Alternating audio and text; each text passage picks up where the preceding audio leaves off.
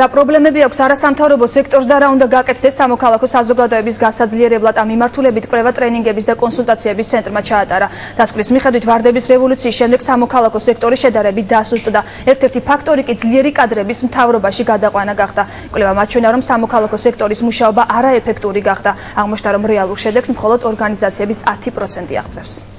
მრავალფეროვანია, რაც უფრო ყველანაირი ინტერესების დამცველი და წარმომადგენელი ჯგუფები არსებობს, მით უფრო მდიდარია ესე იგი სამოქალაქო საზოგადოება. საქართველოში რეგისტრირებული 9000-მდე არასამთავრობო ორგანიზაციიდან მიზანზე ორიენტირებული მხოლოდ 10%-ია. სამოქალაქო სექტორში კი სოლიდარობის სერიოზული დეფიციტია. ტრეინინგებისა და კონსულტაციების ცენტრმა თითქმის ყველა არასამთავრობო ორგანიზაციის მუშაობა შეისწავლა და მათი ნაკლოვანებები შეაფასა. სტრუქტურა, ფასეულობა, გარემო გავლენა. კვლევა 4 მიმართულებით და შეფასების 68 ინდიკატორით არასამთავრობო სექტორში ჩატარდა.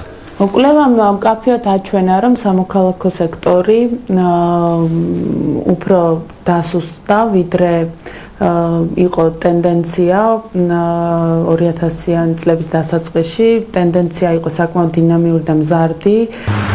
სპეციალისტების აზრით, არასამთავრობო სექტორის დასუსტების ერთ-ერთი მთავარი მიზეზი ვარდების რევოლუციის შემდეგ ძლიერი კადრების აღმასრულებელ და საკანონმდებლო ხელისუფლებაში მასიურად გადასვლა გახდა. შევარდნაძის დროს NGO-ები ბევრად ეფექტურად მუშაობდნენ. 2003 წლის შემდეგ კი მდგომარეობა შეიცვალა.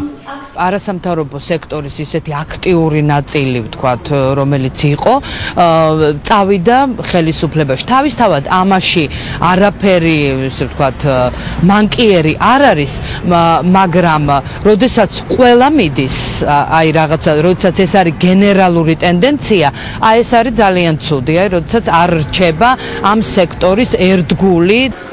არასამთავრობო სექტორის სუსტი და ძლიერი მხარეების დასადგენად გამოკითხვა ორგანიზაციების ბიუჯეტზე და დაფინანსების წყაროებზე ჩატარდა. სპეციალისტები ფიქრობენ, რომ არასამთავრობოების ნაწილი პრიორიტეტებს არასწორად ან ხშირ შემთხვევაში ერთი მიმართულებით საზღვრავს. გრანტების მოპოვების პრობლემა სწორედ ამიტომ ექმნებათ. მით უმეტეს, რომ ქვეყანაში დემოკრატიის განვითარებისა და რეფორმების გატარების მიზნით საერთაშორისო ორგანიზაციები უკვე სამთავრობო სექტორებს აფინანსებენ.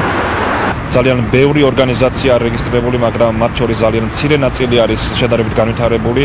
განსაკუთრებით შეიძლება ითქვას იგივე რეგიონებში, სადაც არასამთავრობო სექტორი არის ძალიან სუსტი, მათ უჭირთ ერთგვარი რესურსების მოძიება.